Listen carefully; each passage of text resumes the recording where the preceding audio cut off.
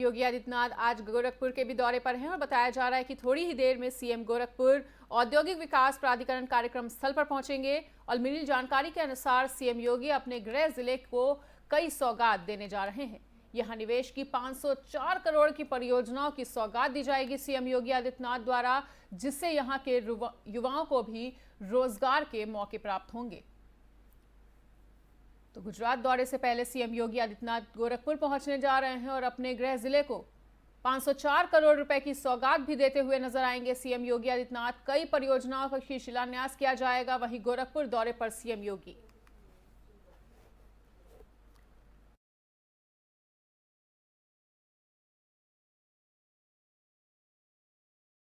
आपदा प्रबंधन के तीसरे क्षेत्रीय सम्मेलन में देश भर के 9 राज्यों के प्रबंध समितियों ने हिस्सा लिया और इंदिरा गांधी प्रतिष्ठान भवन लखनऊ में आयोजित 2 दिवसीय कॉन्क्लेव का शुभारंभ सीएम योगी आदित्यनाथ ने किया था। और कॉन्क्लेव में बोलते हुए सीएम ने कहा कि अगर समय से प्रशिक्षण और जागरूकता के कार्यक्रम चलाए जाएं और बचाव के उचित कार्य किए जाएं तो आपदा से होने वाले नुकसान को न्यूनतम लाने में सफलता प्राप्त हो सकती है। इसमें 9 राज्य जो आपदाओं से प्रभावित रहते हैं उनका उत्तर प्रदेश शासन की ओर से अभिनंदन है। और सीएम योगी ने आगे कहा कि यह महत्वपूर्ण सम्मेलन है क्योंकि ये सबसे बड़ी आबादी वाले राज्य उत्तर प्रदेश में हो रहा है। समय से प्रशिक्षण और जागरूकता और बचाव के उचित उपाय हो तो आपदा के नुकसान से कम स्तर पर उसे लाया जा सकता है। वहीं प्रधानमंत्री ने एनडीएमए को सक्रिय किया और जनपदों में आपदा मित्र की तैनाती भी की जा सकती है। बाढ़ में कुछ घटनाएं प्राकृतिक होती हैं लेकिन कुछ मानव निर्मित भी होती हैं। नदी के कैचमेंट में बस्तियों से यह स्थिति उत्पन्न हो जाती है।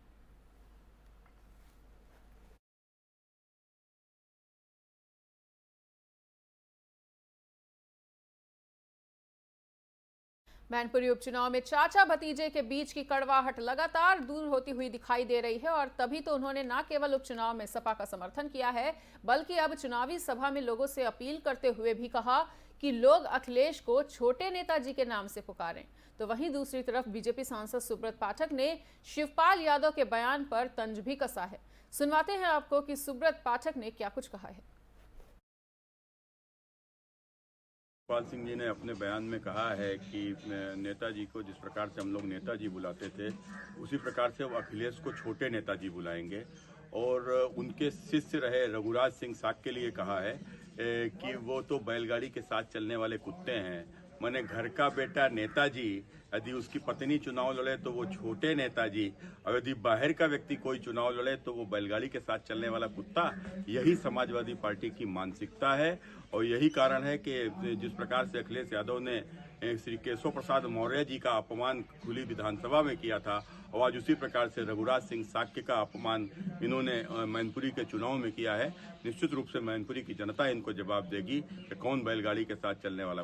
तो हम अखिलेश से यही कहेंगे, नेताजी से तो नेताजी कहते ही थे, हम चाहते हैं अखिलेश यादव तुमसे छोटे नेताजी।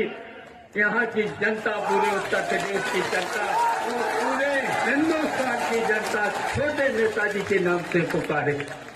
मैं ये कहना चाहता हूं।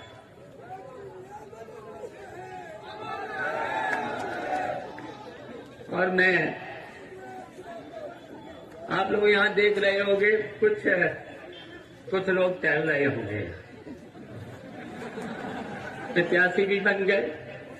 तो हम अखिलेश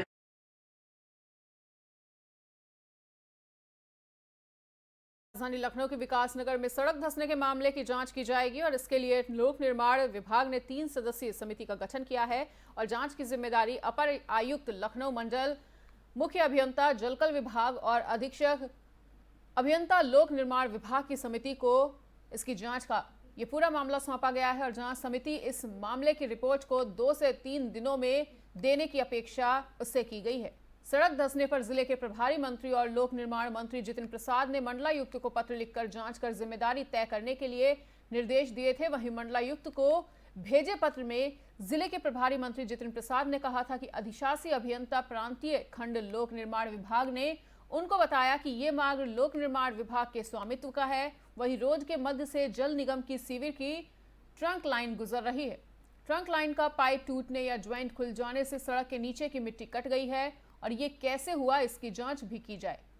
इसमें जिसकी भी लापरवाही मिले उसकी जिम्मेदारी तय करते हुए उस पर कार्रवाई की जाए।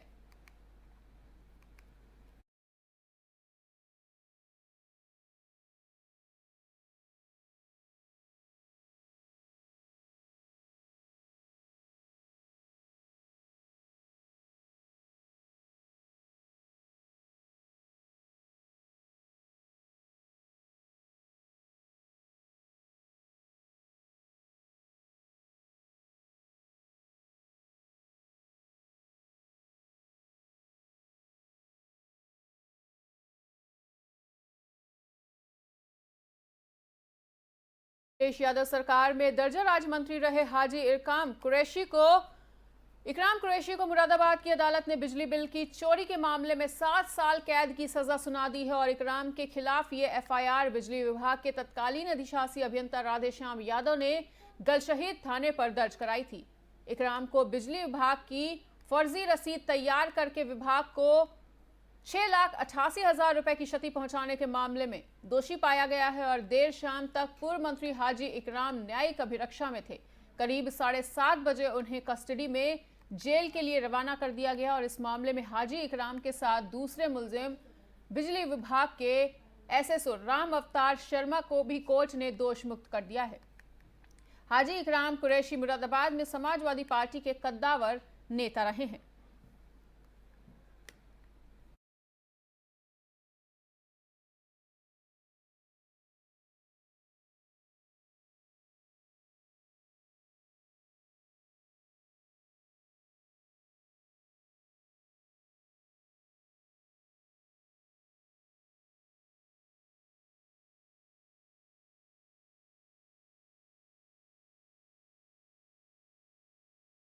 अखिलेश यादव सरकार में दर्जन मंत्री राज्य मंत्री रहे हाजी इकराम कुरैशी को मुरादाबाद की अदालत ने बिजली बिल की चोरी के एक मामले में 7 साल कैद की सजा सुना दी है और इकराम के खिलाफ ये एफआईआर बिजली विभाग के तत्कालीन अधिकारी ने दी। आपको बता दें कि तत्कालीन अधिशासी अभियंता राधेश्याम यादव ने गलशहीद थाने पर दर्ज कराई ये रिपोर्ट और इकराम को बिजली विभाग की फर्जी रसीद तैयार करके विभाग को 6,88,000 रुपए की क्षति पहुंचाने के मामले में दोषी पाया गया है।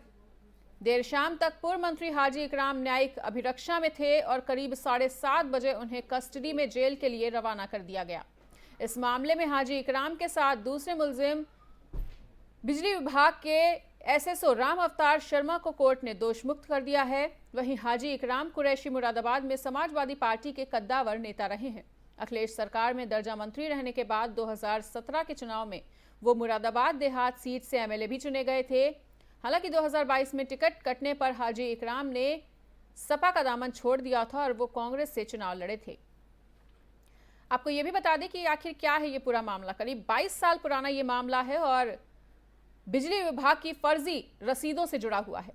बिजली विभाग के तत्कालीन अधिशासी अभियंता ने 2 जून 2000 में गलशहीद थाने में हाजी इकराम कुरैशी के बेटे अब्दुल निवासी भूड़ा चौराहा गलशहीद के खिलाफ एफआईआर दर्ज कराई थी, जिसमें बाद में बिजली विभाग के एसएसओ TG2 राम अवतार शर्मा पुत्र स्वर्गीय हीरालाल निवासी डबल फाटक कटघर का भी नाम जुड़ गया था।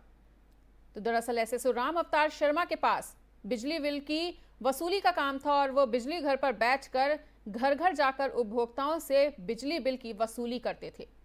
इसके लिए उसे विभाग की ओर से रसीद बुकें निर्गत की जाती थी और 2 मार्च 2000 को राम अवतार को आलेख प्रालेख डीसी मिश्रा ने 50 रसीदों वाली एक रसीद बुक बिल वसूली के लिए जारी की थी, जिसमें हर एक रसीद की 3-3 प्रतियां थीं।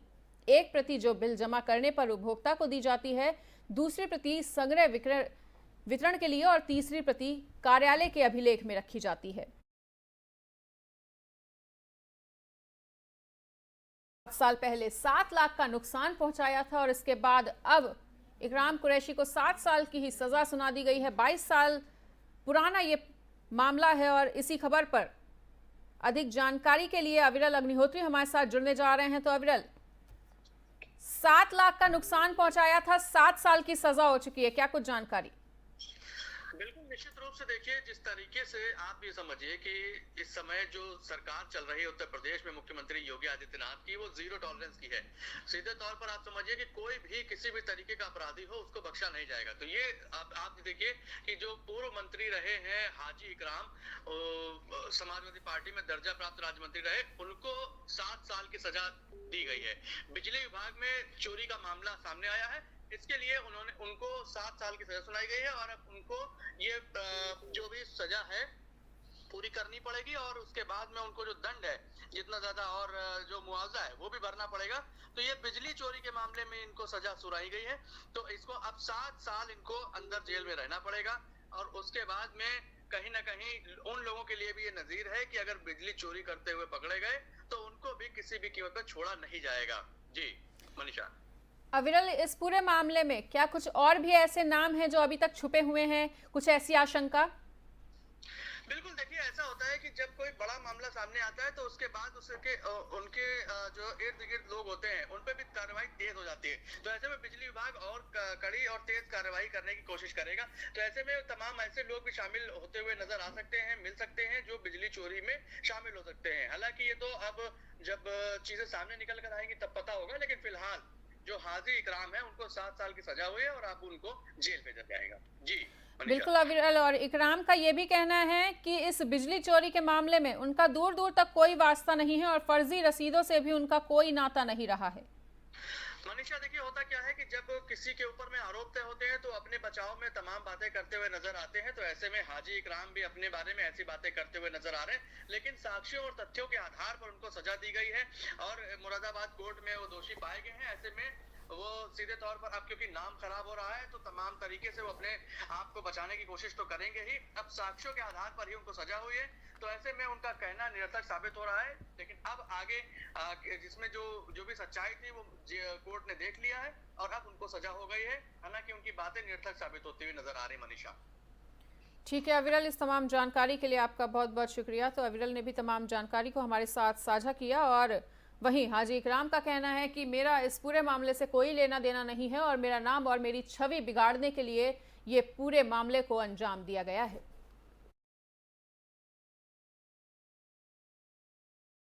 फिलहाल इस वक्त के बुलेटिन में इतना ही। प्रदेश और दुनिया की बाकी खबरों के लिए देखते रहिए FM न्यूज़।